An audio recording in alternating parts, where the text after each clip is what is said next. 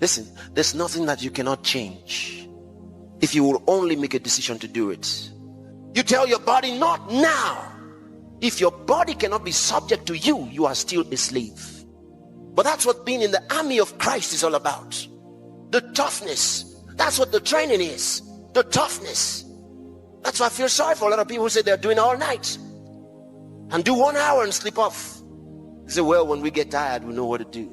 It is, you see, you're training your body, subduing your body. Listen, brothers and sisters, you will have to train your body. You will have to discipline your body. You will have to break it like you break a horse. Sometimes we have to make a fight. If God will make you a man of prayer, if God will make you a woman of prayer, you will see results. You would know that the power is not in the shout. You would know it's not in anything else external or in the spirit. It is not by might. It is not by power. You find yourself roaring when you're making a fire in the spirit. It's not a cool, calm prayer that you pray sitting on the chair. Jesus asked the disciples, can't you tarry with me just 1 hour? And they couldn't. There's a time for everything. There's a time to stay awake. You're going to have to tell your body, stay awake. Just like there's a time to fast. Welcome to Love Word Channel.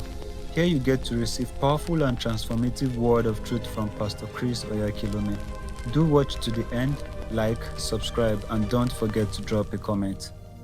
The ability to minimize your errors. Prudence will help you with that.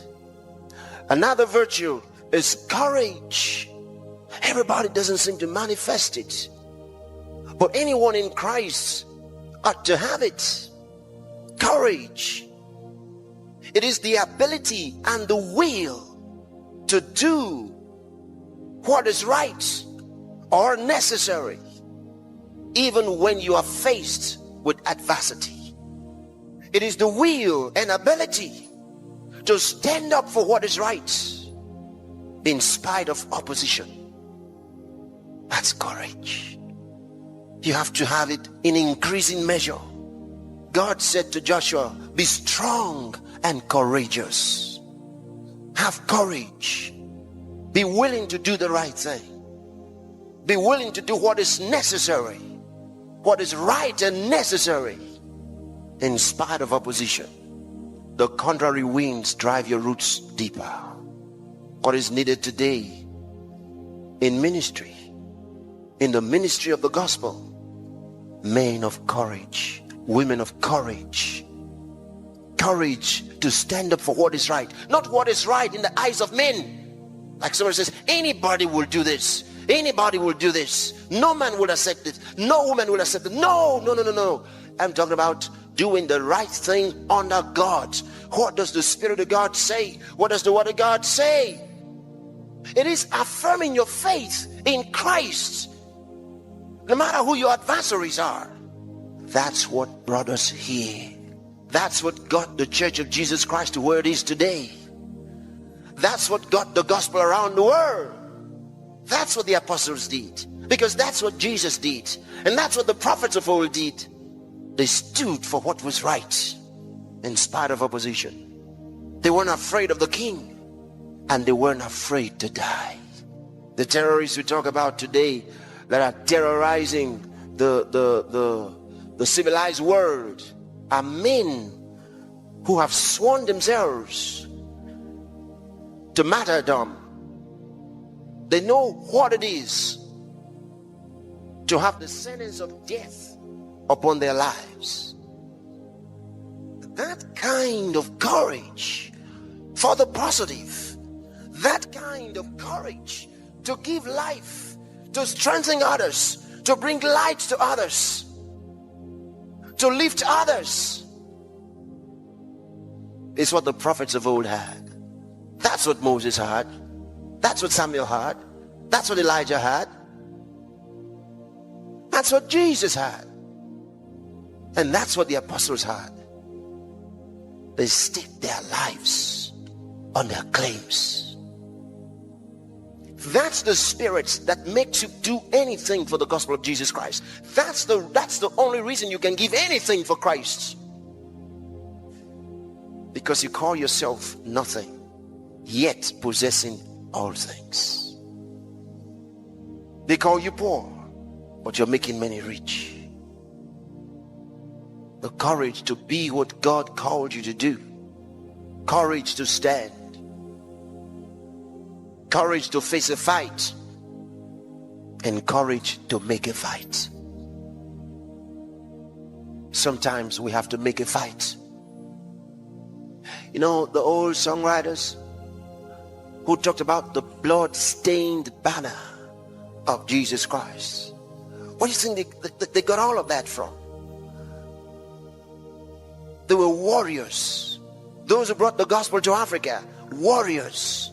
Those who penetrated Europe, warriors. Warriors for Christ.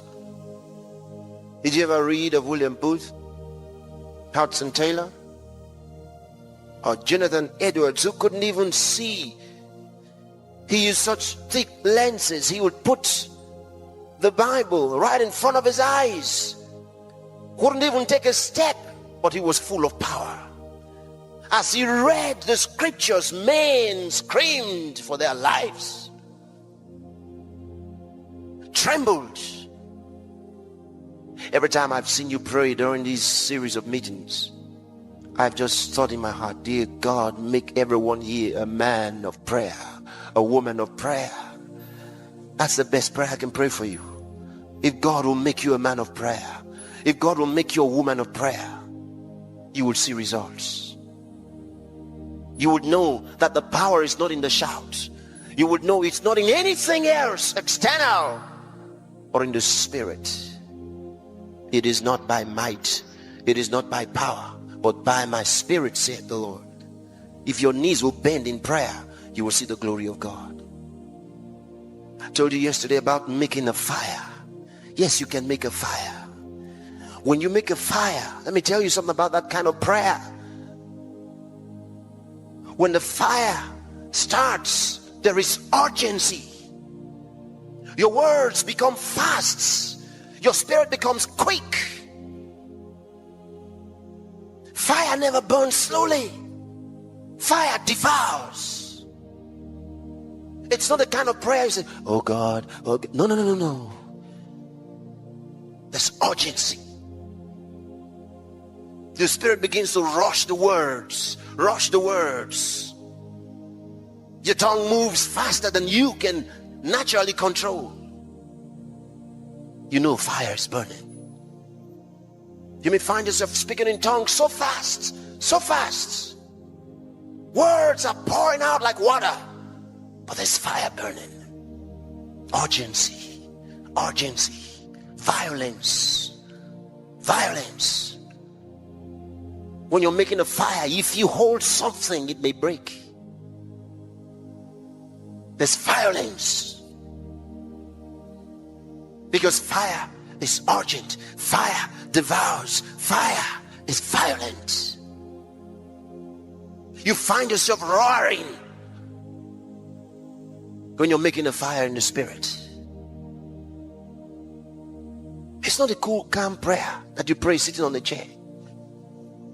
By the time you're doing that, oh God, oh, what a glory. Your life should be a fireplace. Did you hear what I said? Your life should be a fireplace. There are things you hear, you just tell yourself, look, I've got to make a fire, I've got to make a fire, I've got to make a fire. Listen, there's nothing that you cannot change if you will only make a decision to do it. Nothing that you cannot change. Absolutely nothing. No situation that you cannot change if you make up your mind for it. Hallelujah. Hallelujah. Yes, that courage, something that you must have in your life. The third one is temperance or self-control. It is the ability and the will to control your impulses, to delay immediate gratification for a long-term gain. Self-control. The ability to wait, to hold on, to control your impulses. The ability to say, not now. Just like you, must you sleep? Must you sleep right now? You say you are very tired. Must you? Do you have to sleep? It's one of those things that you have to have. Self-control. I do not sleep in church as a policy. Self-control. If I could stay awake when my exams were coming, even though I felt like sleeping, but I stood up and was awake because here was something that had to be done and I did not want to fail. I had to stay awake. About every one of us here has gone to school or is in school. You know what I'm talking about? When you have exams before you, doesn't matter that you haven't slept for 5 days, you're still not going to sleep until this thing is done. Self-control, ability to control your impulses and delay gratification for long-term gain. You know what you'll gain if you stay awake? Jesus asked the disciples, can't you tarry with me just 1 hour? And they couldn't. There's a time for everything. There's a time to stay awake. You're going to have to tell your body, stay awake. Just like there's a time to fast. There's a time to stay without food. There are people who fast, and then when they get hungry, they go and eat. And you say, why did you eat? You were fasting. Well, I was hungry. Nonsense. That's what the fasting is all about. To stay away from eating when you are hungry. Anybody could fast without hunger. If you don't get hungry when you fast, what is the fast? Anybody can do that. Go find out from people in the hospitals whether or not they're fasting. Lots of them are fasting because they can't eat anyway. That's what the fast is. Now you're hungry, but you're not going to eat. You feel it deeply, but you're not going to eat. What are you doing? Learning to control your senses, to control your flesh. You're feeling sleepy, but you're not going to sleep. Or until it does what you say, not you doing what it tells you to do. Many are still being run by their bodies. We just look at your body and tell who you are. You're either too fat or too slim. Fighting your weight continually. If you're going to do anything serious for God, you're going to learn to stay awake when you should be sleeping. You're going to learn to stay without food when you should be eating. There are things you're going to have to do to your physical body. You will subdue your body. You say, well, whenever God's going to do something for me, he will. He wouldn't. I've told you before. God said, Samuel. Samuel answered and went to Eli. Did God stop him on the way to Eli? No. He went the second time, did the same thing. Until the man taught him and said, the Bible says, Eli perceived that the Lord was calling the young man and said to him, the next time you hear that voice, say, speak, Lord, for thy servant heareth. It shows you how what God is like. He didn't stop the young guy. And if the guy made the mistake the last time, the Spirit of God would have withdrawn. And that would have been it for Samuel. Until maybe another time. Maybe. Because he doesn't always do it. He tells us already, my spirit shall not always strive with man. But Eli touched him. He said, the next time you hear the voice, say, speak, Lord, for thy servant heareth. What did God do? He called the same way again. And it was only when the young man said, speak, Lord, for thy servant heareth, that the Lord began to speak to him. Because God is just like Jesus. Jesus just like God. He showed us. The disciples were sleeping. Jesus came to them. He said, can't you watch with me for 1 hour? They get up. Oh, Master, we were so tired. We're sorry. The Bible says they had a tough day. They were tired. Weary from the journey. They woke up, cleaned out their eyes, and they said, Master, we're very sorry. We'll be awake this time. And then Jesus went away again and began to pray. And the man fell asleep again. Jesus came back. Oh, sorry. Oh, we were so sorry. The last time, what did Jesus say when he came back? As he got up, he said, sleep on now. Go ahead and sleep. It's too late. He said, go ahead and sleep. It's too late. If you knew the things you have missed in your life with sleep, you'll be amazed. What sleep has cost you? What food has cost you? Self-control. Self-control. Self-control. Self-control. The fourth one, justice. Justice. It is the fair and honest application of prudence, courage, and temperance to all human relationships. Brings them all together. So when you become a Christian, it's just the beginning of a lifetime of spiritual character building in Christ. It's just the beginning. And God is molding your character, developing you through the Word of God, strengthening you through the Word. The Word of God is building you. The gospel that we preach, the message that we bear, what He has given to us to give to the world. He's given us something more than religion. He's given us the message of life to give it to the peoples of the world, to the nations of the earth. 1987, I believe, God spoke to me. He said, take my divine presence to the peoples of the world. What do you mean, the divine presence? There is a divine presence.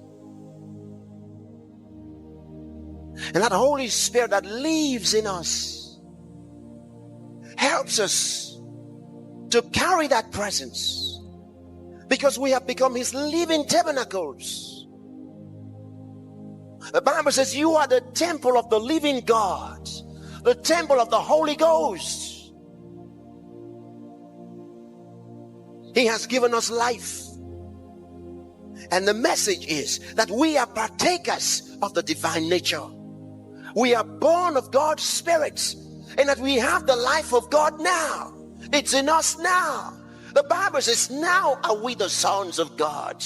It doth not yet appear what we shall be, but we know that when He shall appear, we shall be like Him, for we shall see Him as He is. We're partakers of His life now. We're not going to have His life. We have His life now. He that believeth hath eternal life.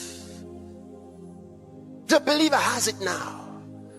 It's not something you're going to get more of. You're not going to get any more life than you have now with Christ in you. He says this is the mystery that has been hidden ages and generations past, but now is revealed to His saints. The mystery is Christ in you, the hope of glory. If He's in you now, the glory has come. The Apostle Peter tells us of the sufferings of Christ and the glory that should follow. The glory should follow the sufferings of Christ. He has suffered for us. The Bible tells us of His passion until the day in which He was taken up. After, through the Holy Ghost, He gave commands to the apostles whom He had chosen. The glory now is what we have. He has suffered, but He was raised in glory. And we are having now the resurrection life. It is the glorious life in Christ. And that's our message. The glory has come. You can live a life of glory now. He says, anybody who comes to me, who gives up houses or lands or anything in this life, He says, now in this life he shall have 100-fold of every one of those things with persecutions. John Austin said, supernatural power brings supernatural persecution. How true. Life has come. The glorious life has come. Thank you for watching this powerful message. Hope it has been able to bless you. Do stay tuned for more inspiring content.